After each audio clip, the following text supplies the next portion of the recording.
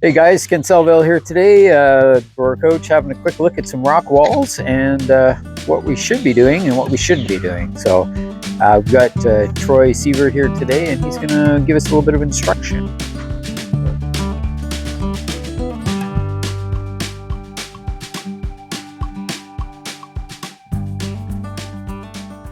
Hey Troy, how's it going? Awesome. Good. So the first thing with any rock wall is what people do is they won't put a proper toe in. So if you see into here, this rock actually goes down and we try to get it below the frost line, right? Now a frost line is usually in here. I mean, it's 6 inches realistically if you're not mulched and stuff like that, but I try to get it at least a foot down. So this rock's actually buried.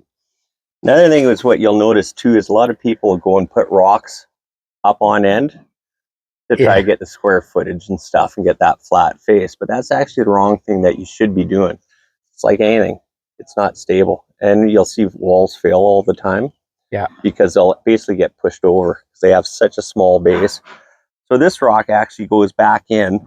It probably goes back about 3 feet because it's a large base rock, as I call them. Wow. You look behind you, see all these? These are big slabs because I got a gas line that goes under here.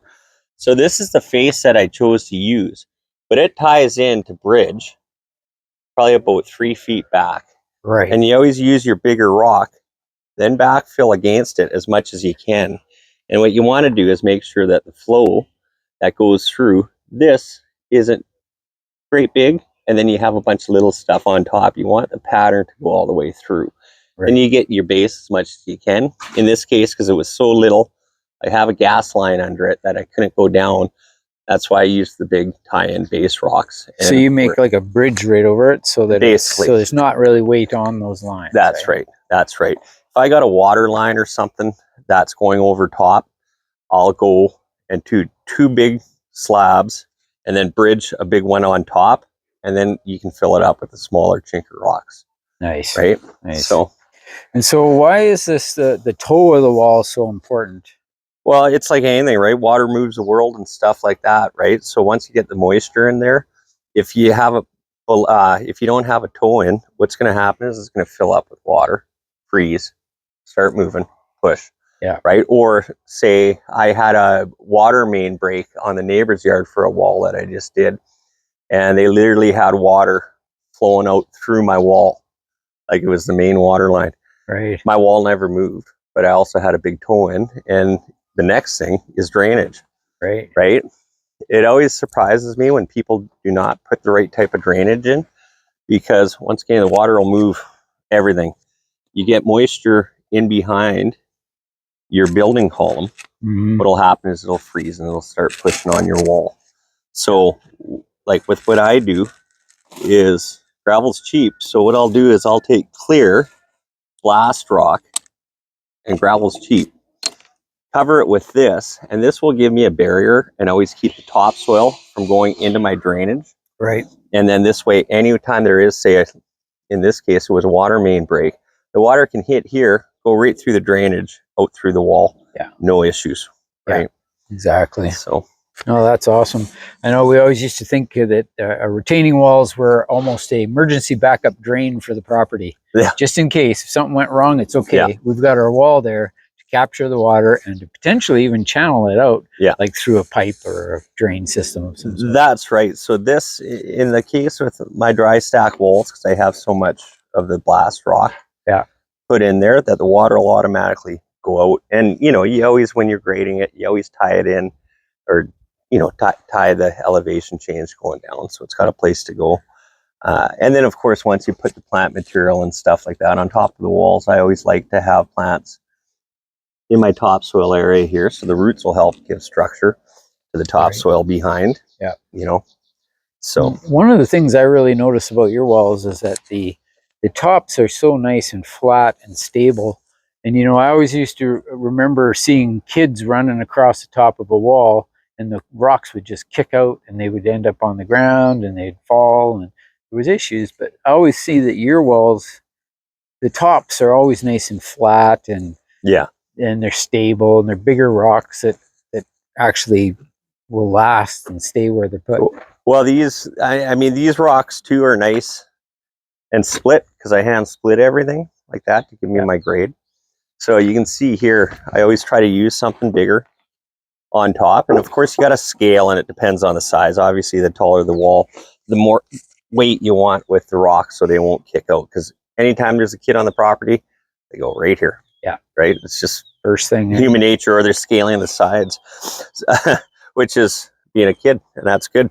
So we want to make sure they're safe. So when we're doing these rock walls here too, another thing that we should lay out is, see how you have your main run, especially from your base rock.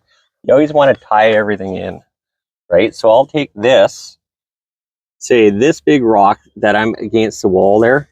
The next one I'll go and split it so it's similar to the same height. And then this is my tie-in rock. This tie-in rock bridges any of the gaps.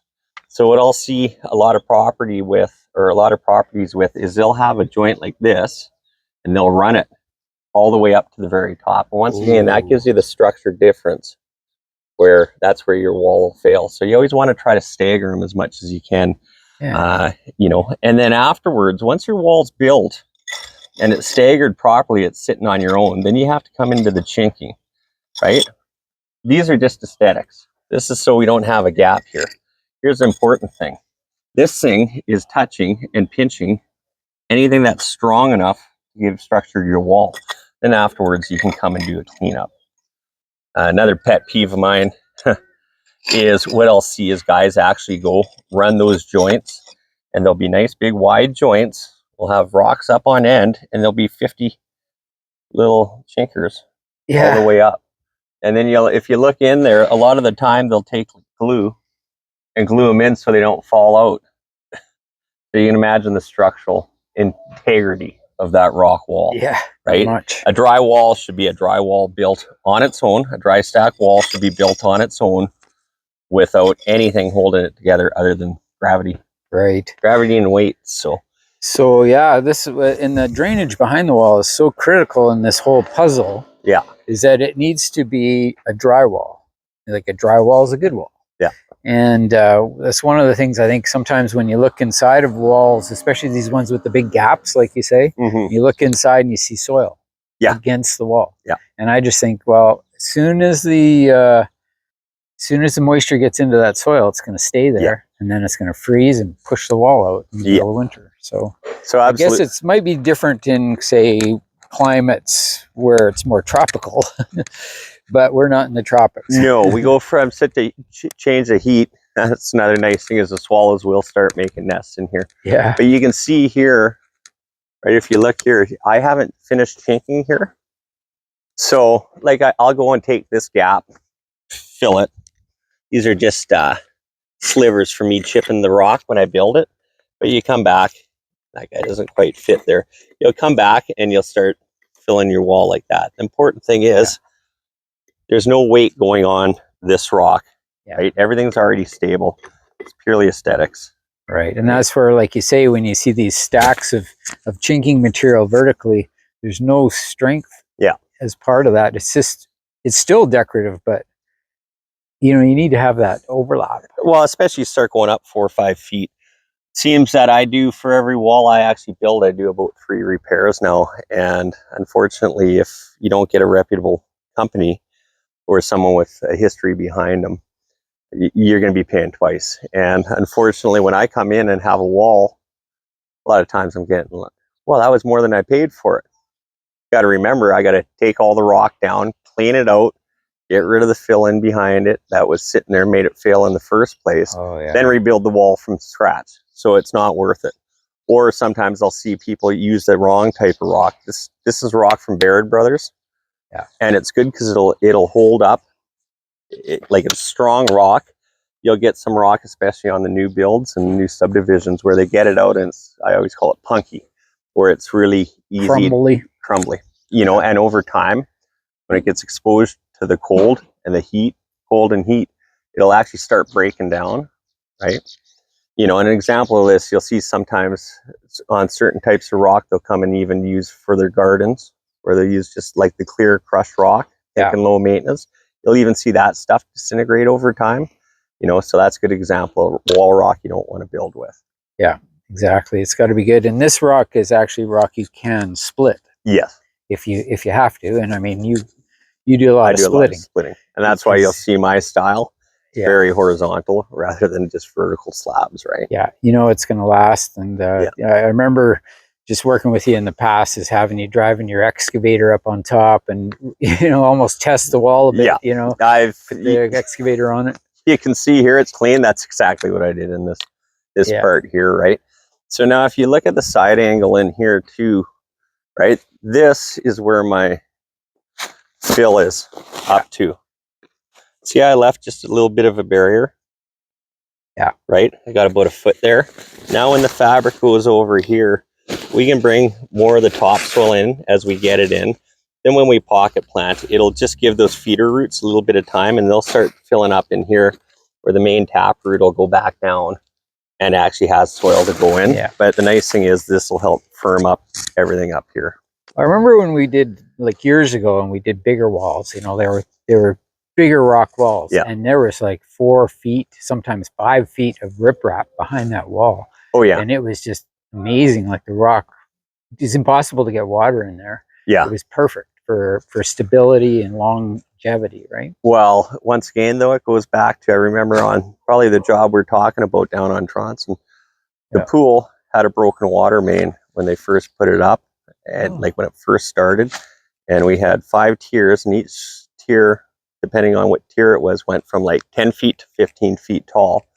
The pool on top, broken water line on a Friday afternoon with an autofill. We came in on Monday, and there was literally a river coming out from, or in like the bottom wall was actually a stream of water because the whole pool drained and then kept going for the remainder of the weekend. And we came out, same thing, the walls never moved, and it took the water based on the proper drainage. And that wall was done 20 years ago and it's still standing like nothing moved. Still looks great. Yeah.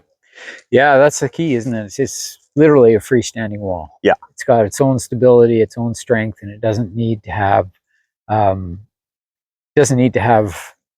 anything holding it up. No, it's all on its own. Like this is, because these are my cap rocks I just leveled, it's tough to see, but this could be something for you to consider too, right? These once again are cap rocks, right, that I split.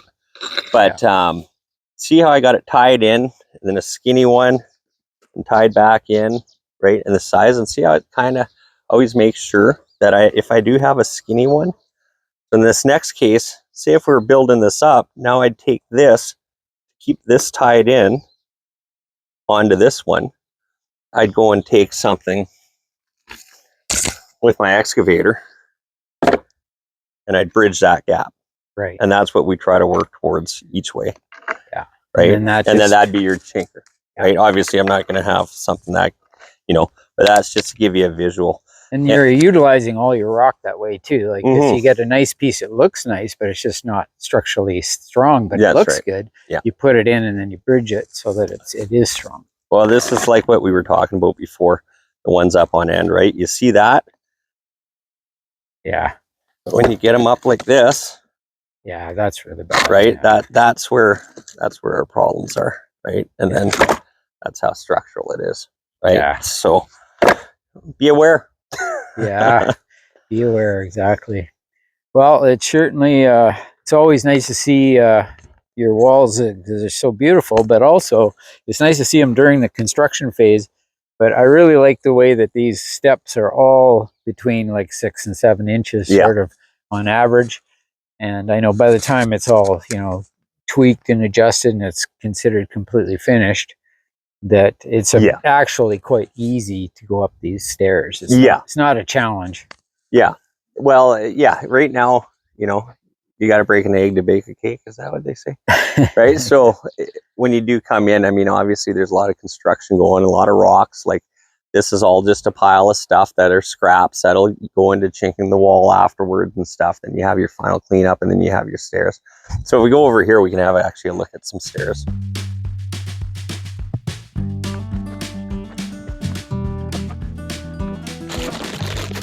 So obviously in the middle of a construction site, but Okay. Yeah, right. We want to have those nice risers as close as we can because we don't want tripping hazards. Yeah. So when you're coming through here, right, you see you got a nice toe or a nice flat edge. You don't want anything hanging out like this where as you're going up or older people go up, they could possibly have a spill. Yeah. And then just because we have a long wind, I split up the rocks, which is great because then I can level it, put my flagstone in between, and then we can get that proper riser. Yeah. Yeah, it's beautiful. I love the way that they're so square and equal in size, and some of them they almost don't look like real stone because they're so perfect. Yeah, right? yeah. But that's through splitting and selecting and all that. So these ones sawn here were the ones that I had originally on site, and then they seen me hand splitting these ones and like that looked better. So yeah, we used these up and then switched over. yeah, it is true that the hand split stuff is a lot more work, but it sure looks good.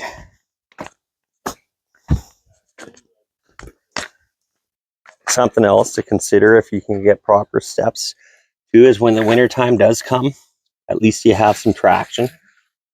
You got better traction on these because the ones that are hand sawn will freeze right over because they're so perfectly cut. Oh yeah, so they can be slippery.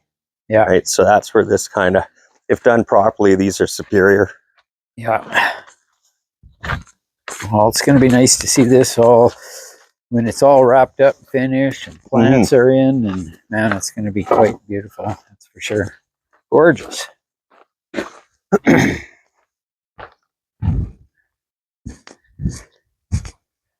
So over here, I guess eventually it'll be a water feature coming in here too, eh? Yeah. So what we're going to do here is, so your viewers are going to have to keep posted so that as we proceed, they can watch how it unwinds. Yeah. But our grade will be this height, and then this will be a sitting area, right, all the way across here. And then what we'll end up doing is having a pondless. I don't want a pond. So this will be my collection area under here. And then we'll have our tiers coming all the way up and wrapping the stairs. So as you're coming down the stairs, you look to your left, it'll be plantings and a nice natural creek coming down. Beautiful. So it'll give you a nice sound and it'll give you a nice view. Yeah, without the actual pond, which is kind of nice. Yeah. And then over here, we'll have this screened where you can see to give them privacy from the neighbors. Yeah. Wow, it's a beautiful spot and beautiful job. I'm really excited to see how it turns out. She's going to be coming good. Yeah, it's going to be cool. So that's great. Well, thanks so much, Troy. I really appreciate your time today, and we'll get back and do another video a little later. I'll keep you.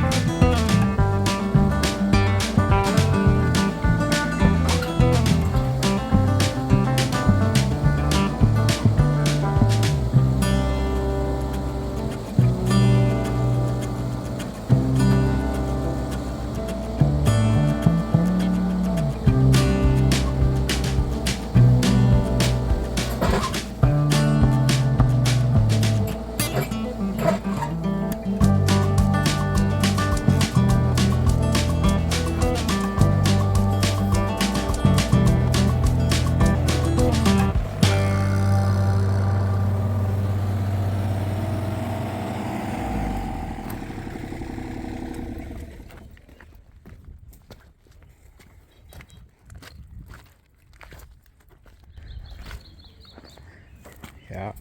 Fits right in that corner, doesn't it? Yeah. So see here. Now what I'll do is I'll push him out and take this off. Okay. And I will end up, once this is cleaned off, I'll be able to get this guy pushed right over. I'm going to try to leave this as much as I can. And then he'll wrap in and tie into here. Nice. This guy, he's buried. He's probably twice as deep buried. This is one of those ones that are stood up. The secret is this thing's so far down. I took the crush rock. This is packed right below grade of the soil to have him up and then packed in behind, because he's so low down. I'm not as concerned about having him up on end. And then you can see there, see how he's tied in with the big stair? I know that he won't be able to go forward. Yeah. Right? And then once this guy's here, he'll take most of the pressure. This is going to be plant bed kind of in here. Catchment area's here. Yeah. So I'm not worried about pressure on here because I'm not going high and putting a ton of weight up on top. Yeah. So. That's a nice rock. It's just the right height. Yeah.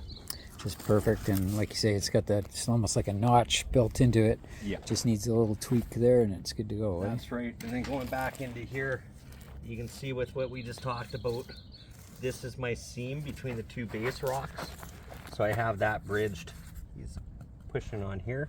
He's pushing on here. So he's tying them in. And I'll take one chanker, split him there, and get him tight. And once again, that's just aesthetics, right? You can see he's touching back on here. Yeah. So it's bridged the two rocks. Right? What I'm dealing with is just a little bit of a lip here. So that's where I'll hide it with the chinker. Nice. It's a beauty. Very nice. Good.